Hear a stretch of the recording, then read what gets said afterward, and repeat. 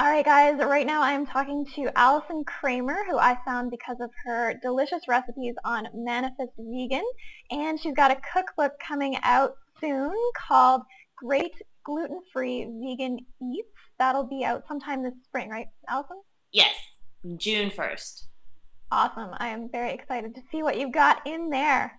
Yeah. Now, you're all about gluten-free. So what is gluten-free specifically? What foods can you eat? What foods do you avoid? How does it work?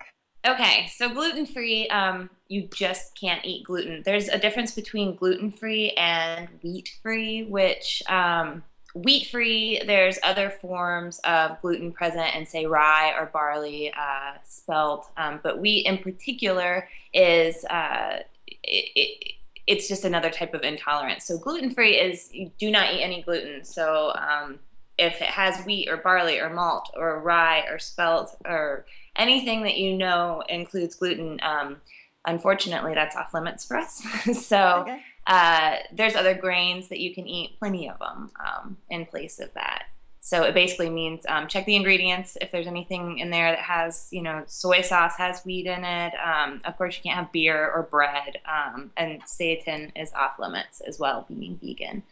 Actually, and oats are a tricky thing. They don't have gluten in them, but a lot of people with celiac disease and gluten intolerance tend to have an intolerance to them as well because they have a protein which is what gluten is a protein, but it's similar to that called avidin, and it basically reacts the same way. So what are the ones that you can eat? Okay, well then there's buckwheat and quinoa and millet. Rice, of course, can be turned into a grain, and there's brown rice, white rice, a billion different kinds of rice.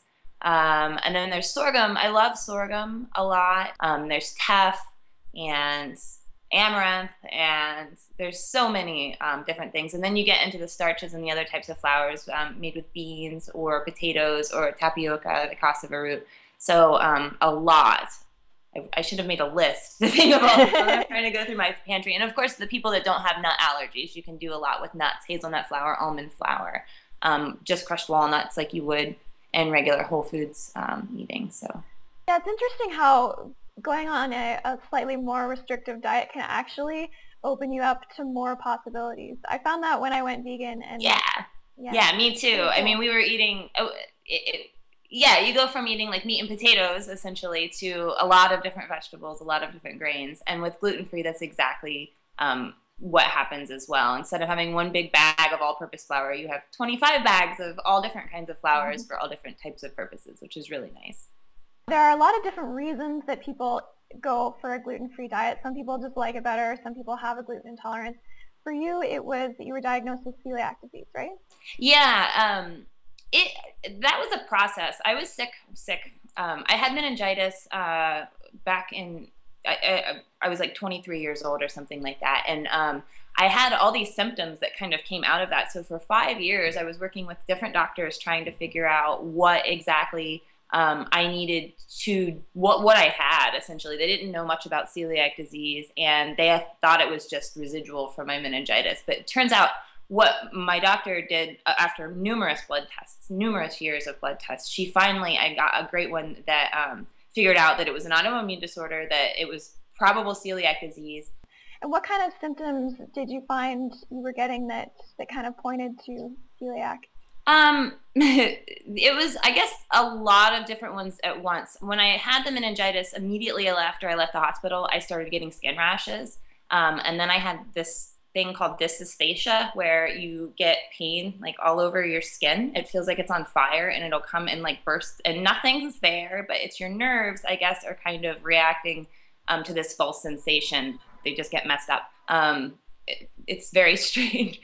And Yeah, then that sounds stomach, terrible. yeah, it's really horrible. I still actually have that, but it's not nearly as bad as when I eat wheat. Like I feel it right away. But migraines were one of the worst things. I started having them really heavy when I started blogging, actually, because I was baking so much more with wheat flour and just making more food than I normally would to kind of for presentation's sake, for to teach people how to make these things. So I was eating a Mhm. lot more wheat.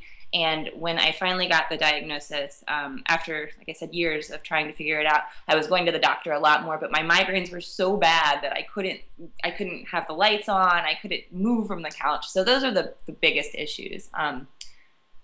and just all over like fatigue, I guess. A lot of people, a lot of the doctors I had, I think I went through 5 doctors at the same hospital actually trying to figure out what happened. And a lot of them just kind of put it off as fibromyalgia.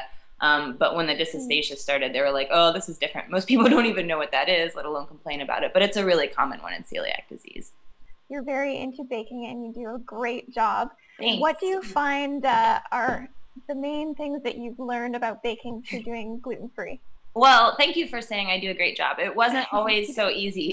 That was one of my biggest concerns when I went gluten-free. I kind of thought I had celiac disease for about a year prior to actually getting the diagnosis, but I was sort of in denial because of how much I baked. But the first 2 months, I'd say, were really, I was baking every day and failing at it so bad because I had this mindset of baking with gluten that it stretched, that it rose, that it did all these things that gluten, in fact, does. And when I started working with flours that didn't have any gluten in it, I started to realize very fast that the all-purpose mixes weren't really for me. I just didn't have very good luck with them because I was trying to basically use them as a one-to-one substitute for the flours. And I didn't really start to fully understand it until I transitioned over to using my own flours, which was a suggestion by one of my blog readers, which was great. And because I didn't know anything about gluten-free at all. I didn't care. All I wanted to do was make regular baked goods that were vegan.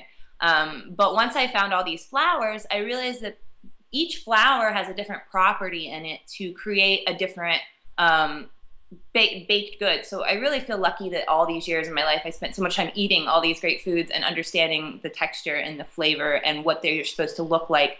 So once I realized that it was just kind of a math equation, you have to put the flours together, like, you know, chickpea flour plus tapioca starch plus brown rice flour equals this texture, then I kind of understood it a little bit more. But it was a lot of trial and error. And also the rising thing with the bread, you can start a ball of dough out so nice and taut with regular glutinous flour, but with gluten-free, it won't rot. There's no power for the yeast to stretch that bread out. So you almost have to make it like super wet so it kind of expands easier. That was one thing.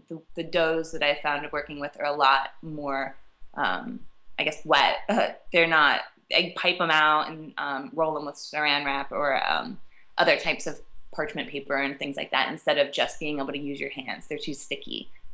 But it's a small change, I guess, but it's something that really took a while for me to wrap my head around how that worked out. Yeah, I love looking at the flour mixes on your recipes. Sometimes they seem a little bit difficult because there are so many different ingredients, but once you look at them, you realize that it's just a few different types of flours, and if you get them in bulk, it's super easy to just get little bits of what you need. Right, right. It's not really that different than having a giant bag of flour. You just have to have a lot of different containers. And then, you know, one bag, if you're only using a little amount per recipe or you switch it up, lasts quite a while. Even me that I bake, I don't go through it that fast. So, especially with chickpea flour and stuff, it's always great to have that on hand. So, yeah, definitely. Did your family eat gluten-free with you? They don't have to. So when they eat out or, you know, I keep bread in the house for my kids' sandwiches, but I can't bake it. So if I have to like be around the flour, I can't actually touch it or I'll have a reaction to it because I'm messy. Wow. Yeah. So I gave up glutinous baking because I found I was still having a reaction to that. But I do keep bread around, regular pasta for them. I make that for them for lunch. But during dinner time when my husband gets home from work, we all eat exactly what I eat. All the baked goods in this house obviously are all gluten-free, and they don't seem to care one bit about it. At first, like I said, it was hard. There's a lot of tough cookies to kind of gnaw through, and I think they like it now that they realize that I can actually do a little bit better than I was doing 2 years ago or whenever that was. Have they noticed any benefits to their health from eating less gluten? You know, my husband, I know he has. He won't admit it right away because he doesn't want to give up his gluten. But he definitely has. He actually went high raw with me at the time that I found my diagnosis out, and he just felt amazing and he loved it. So he's always he only eats gluten, you know, I guess when necessary, like at work luncheons and things like that, or when we go out, he'll order steaks and dishes if he can get it. Now, how do you manage when you go to friends' places or parties or when you go to restaurants? How do you keep yourself from being exposed to stuff if you are that sensitive? The restaurants I've had a lot of good luck with. Usually I go to places that are not very wheat centric, I guess. Chinese restaurants, Indian, we stick Mexican, we stick to that pretty heavy. I've gotten glutened a few times, but out of all the times we've gone out to eat, it hasn't been that big of a deal. I'm not, it's worth it in a way to me to just kind of like, oops. My friend's houses, usually they're just so accommodating. They always know I'm coming. I'm the big, one with the allergies and the vegan diet. So they make a really nice gesture and either want me to come and cook at their house with them, or I bring my own food. But it's not really been that much of a problem because I like to be part of the entertaining too and like make the food. So that's kind of been fun. But my parents or my mom's house, sometimes she would forget and say, do you want some pasta, do you want some bread, do you want some cookies? I mean, she can't even get over the vegan thing yet, so it's been interesting. Figures that it's your mom who's the one who forgets. It's typical. She has a lot of kids, Yeah, right. Now, what about when you're making stuff for people? If you're having people over, or like you said, you bring something to a restaurant or a party or a restaurant, what kinds of things do you like to make to show people how delicious you can actually make your food? Well, if it's a main course, anything, they love the mock meats. They just can't believe, like the soy curls is one thing that I really love, that my friend Kitty Burns introduced me to those a couple years ago, and I've been hooked. I love them, but they're really great because people can't believe that they're vegan. But otherwise, I like to bring baked goods a lot. So anything chocolate is a huge hit. Cupcakes are always great. Anything that people think that they can't find in vegan and gluten-free, they picture just wheatgrass juice, or I don't even know if I can drink that stuff, but just like really healthy salad stuff. And I like to go over the top with traditional baked goods and traditional meals. That's kind of what I stuck to on my blog for a really long time, and I still do, is just stuff that people wouldn't think to be gluten-free or vegan, just kind of slip it in there. We actually just went to a potluck last weekend, and I brought a casserole that was vegan and gluten-free, but it was a macaroni and cheese type thing, and nobody knew, and nobody said anything, and nobody cared, and everybody ate it up. And it was hard not to tell them, but That's awesome. Yeah, it was for my son's Boy Scout, so I didn't want to make anyone, feel strange about eating it, but it went over well. Nice. Did you use some nutritional yeast in it? Yeah, definitely. Nutritional yeast. That's one of my favorite things. I just did a flour roux. I put kale in there. I think people thought it was spinach or something like that. Just chopped it up really good, and then did a potato crust. So it worked out really well.